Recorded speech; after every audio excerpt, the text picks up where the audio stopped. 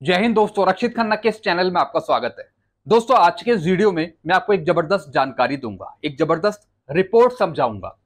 दोस्तों, काफी पेंशनर कहते हैं कि सर हमने सीपी ग्राम में कंप्लेंट डाली और हमने लाखों रुपए का एरियल ले लिया, हमारी पेंशन भी बढ़ गई, यानी जो भी हमारी प्रॉब्लम थी वो सॉल्व हो गई। लेकिन कुछ ऐसे पेंशनर्स हैं जो सीपी ग्राम में कंप्लेंट डालते हैं लेकिन उनकी प्रॉब्लम सॉल्व नहीं होती, वो कब से पेंडिंग में रहती है, या फिर अगर जवाब आ भी जाता है तो उनके फेवर में वो जवाब नहीं आता, यानी उनकी प्रॉब्लम सॉल्व नहीं होती। दोस्तों, इसके क्या कारण है? क्या वाकई में सीपीग्राम आपकी प्रॉब्लम सॉल्व करता है? क्या आपकी परेशानी दूर करता है? चाहे पेंशन पे हो, चाहे एरियर पे हो, चाहे पीपीओ पे हो, यानी कोई सी भी प्रॉब्लम हो। दोस्तों, भारत सरकार क्या कहती है सीपीग्राम के बारे में? क्योंकि भारत सरकार ने ही सीपीग्राम पोर्टल बनाया, उसी पे आप शिकायत डालते हैं। दोस्तों, सीपीग्राम एक सक्सेसफुल पोर्टल है आपके लिए, आप माने या फिर ना माने। 1 रुपए भी आपको कहीं देना नहीं पड़ता और आपकी प्रॉब्लम सॉल्व हो जाती है।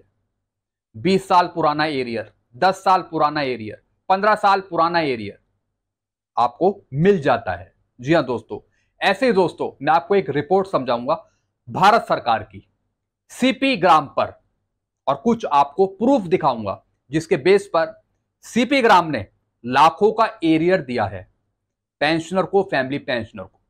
और दोस्तों, सिर्फ एरियर ही नहीं, उनकी पेंशन भी बढ़वाई है। ऐसी दोस्तों आपको भी आपका हक मिल सकता है, बस आपको निराश नहीं होना। कई पेंशनर्स निराश हो जाते हैं कि सर हमने सीपी ग्राम में कंप्लेन तो डाली लेकिन हमारी प्रॉब्लम सॉल्व नहीं हुई, अब हम शिकायत नहीं डालेंगे। वो निराश हो जाते हैं, हताश हो जाते हैं। दोस्तों, ऐसा बिल्कुल नहीं करना। सीपी ग्राम का असर बहुत जबरदस्त होता है, आपको सारा बकाया मिल जाता है, चाहे रिकॉर्ड से, चाहे बैंक से, चाहे सीपीपीसी से, चाहे स्पर्श से।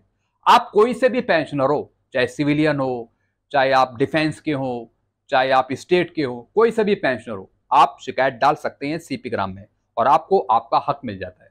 तो दोस्तों, आज की मैं आपको इसी पर एक रिपोर्ट समझाऊंगा जो काफी आपको ज्ञान देगी, समझाएगी सीपी ग्राम के बारे में, और आपको आपका हक पता लगेगा। फिर आप सीपी ग्राम में आगे शिकायत डालेंगे। अगर आप खुश भी नहीं है सीपी ग्राम में शिकायत डालने के लिए, तभी भी आप सीपी ग्राम में शिकायत डालेंगे और आप अपना हक लेकर छोड़ेंगे।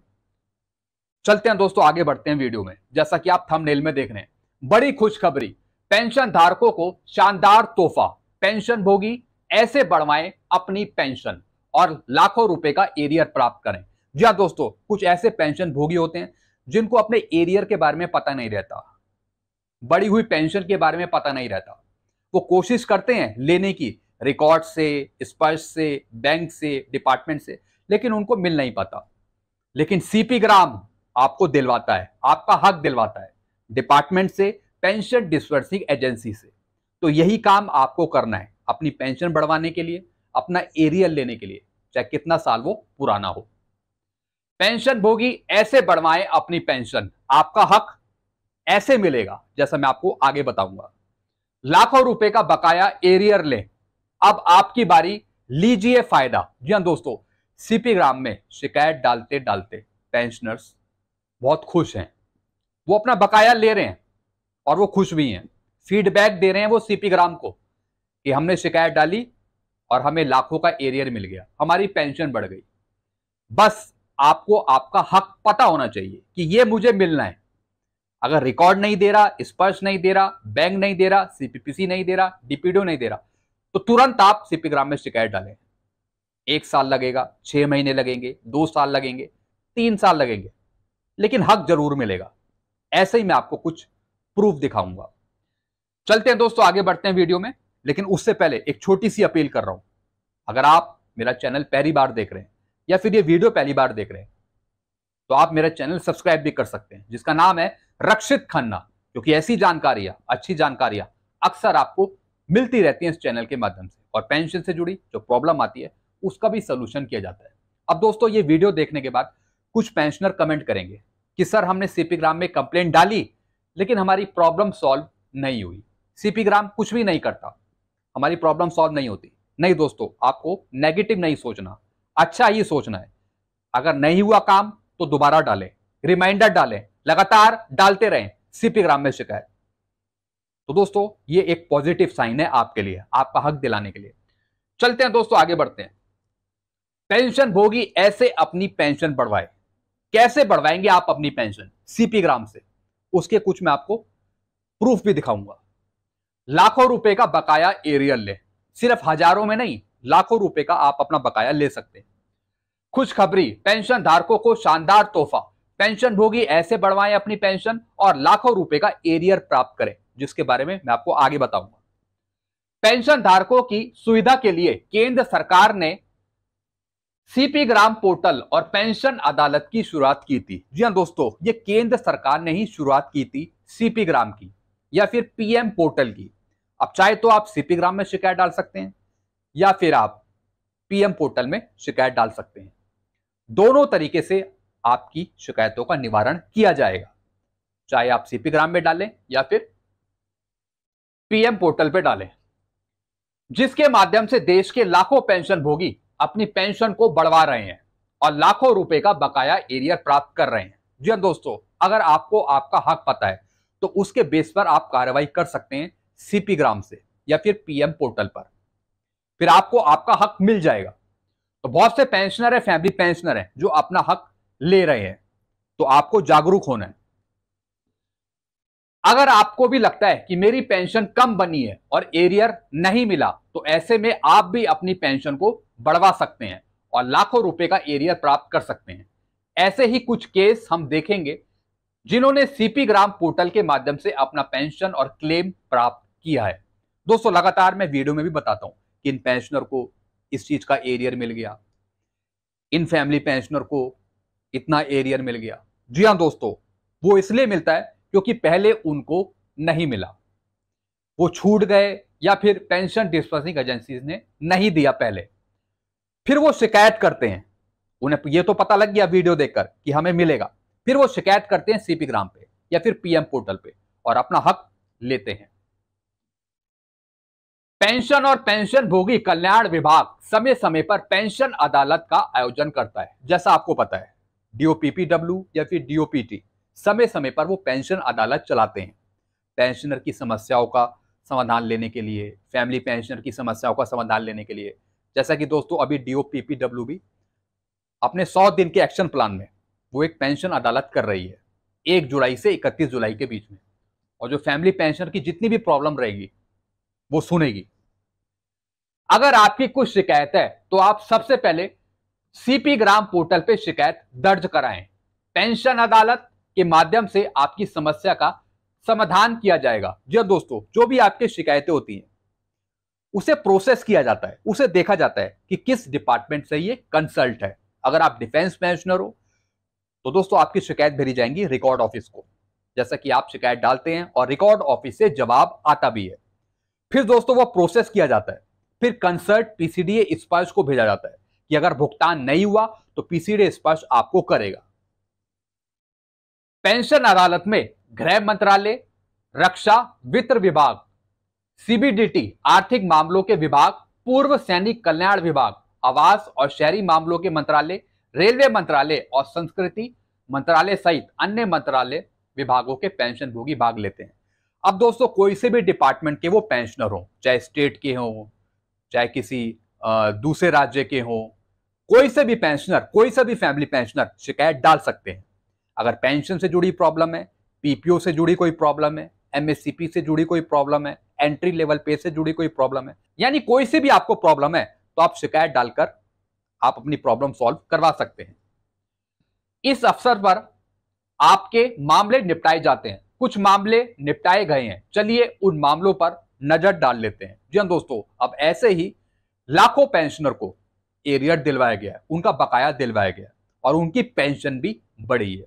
तो दोस्तों कुछ मैं आपको प्रूफ समझाऊंगा जिसके बेस पर आप भी कार्रवाई कर सकते हैं सीपी ग्राम में और आपको आपका हक मिल जाएगा। सीपी ग्राम पोर्टल में शिकायत दर्ज करने के बाद पेंशन अदालत में उनके मामले उठाए गए और उसका समाधान करके एरियर का भुगतान किया गया। जी हां दोस्तों, सीपी ग्राम पोर्टल पे आपने शिकायत तो डाल दी, अब वो शिकायतें प्रोसेस हुई, कंसर्न डिपार्टमेंट के पास गई, वहां से लेटर जारी हुए, फिर वो लेटर भेजे गए सीपीपीसी बैंकों को, स्पर्श के पास, पीसीडी के पास, तब जाकर पेंशनर को उनका हक मिला, जो पूरा मिल गया बकाया। कुछ महत्वपूर्ण मामले जिनमें शिकायतों का सफलतापूर्वक निवारण किया गया वह इस प्रकार है। 10.37 लाख रुपए की सेवानिवृत्ति ग्रेजुएटी एरियर स्वीकृत। जी हां दोस्तों, सेवानिवृत्ति के बाद बीएसएफ के श्री माणिक डोंगड़े को ग्रेजुएटी नहीं मिला। जी हां दोस्तों, एक पेंशनर थे, एक एम्प्लॉय थे जो रिटायर तो हो गए, लेकिन उनको ग्रेजुएटी का पैसा नहीं मिला। उन्होंने 3 अगस्त 2023 को केंद्रीकृत पेंशन भोगी शिकायत निवारण और निगरानी प्रणाली सीपी ग्राम पोर्टल पे शिकायत दर्ज करी। अगर आपको कम्यूटेशन का पैसा नहीं मिला, अगर आपको ग्रेजुएटी का पैसा नहीं मिला, तब भी आप शिकायत डाल सकते हैं सीपी ग्राम में। उनका मामला पेंशन अदालत के दौरान उठाया गया था।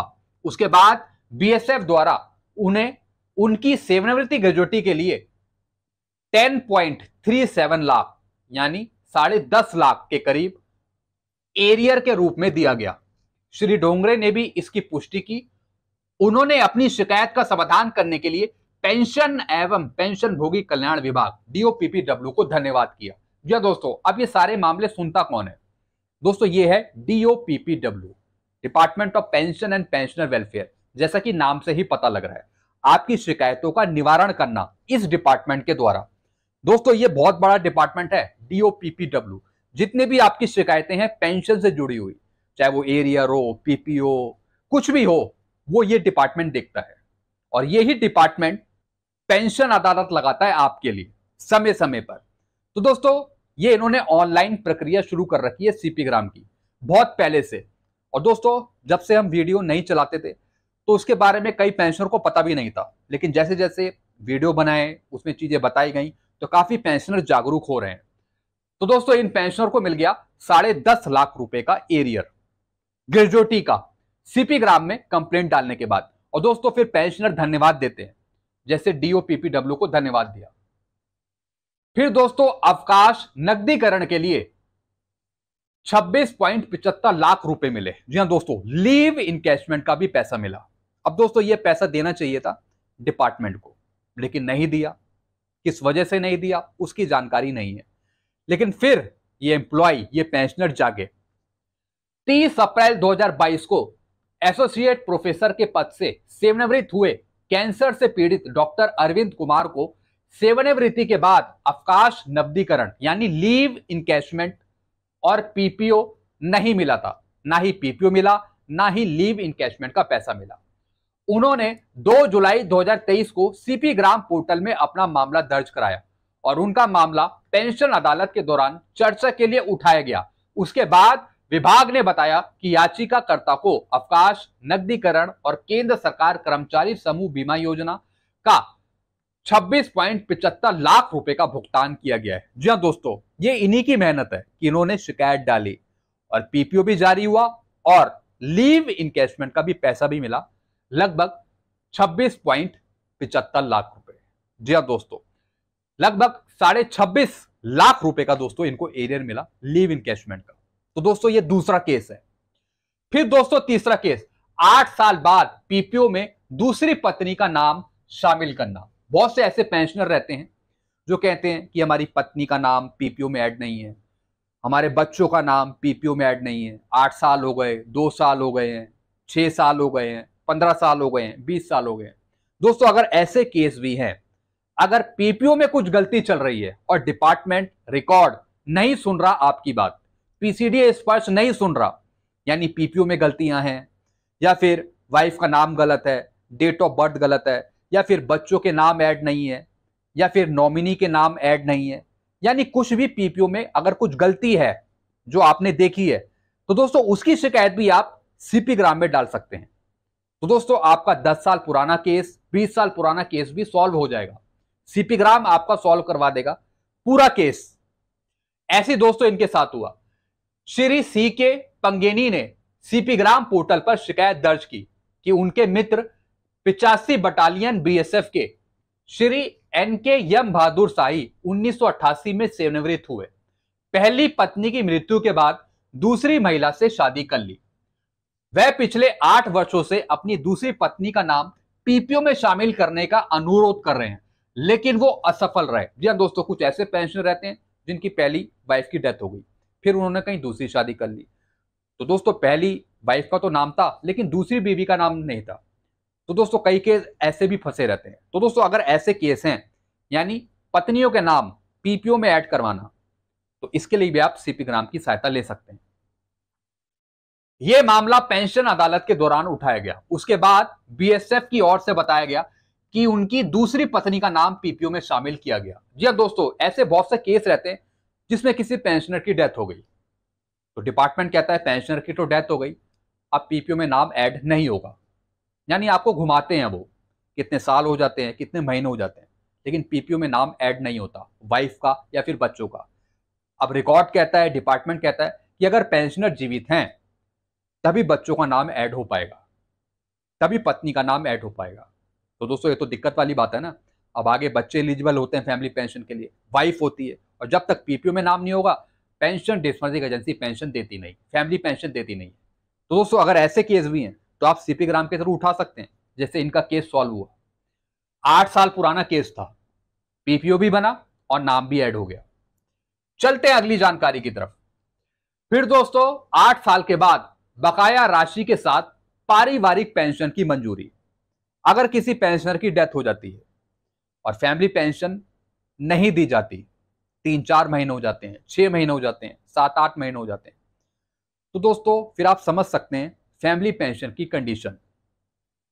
अगर पूर्व सैनिक की डेथ हो गई, पेंशनर की डेथ हो गई, तो फिर कितना मुश्किल होता है घर बार चलाना। और अगर फैमिली पेंशन टाइम पे ना मिले तो कितना यहां पे परेशानी होती है वाइफ को, स्पाउस को या फिर उनके बच्चों को।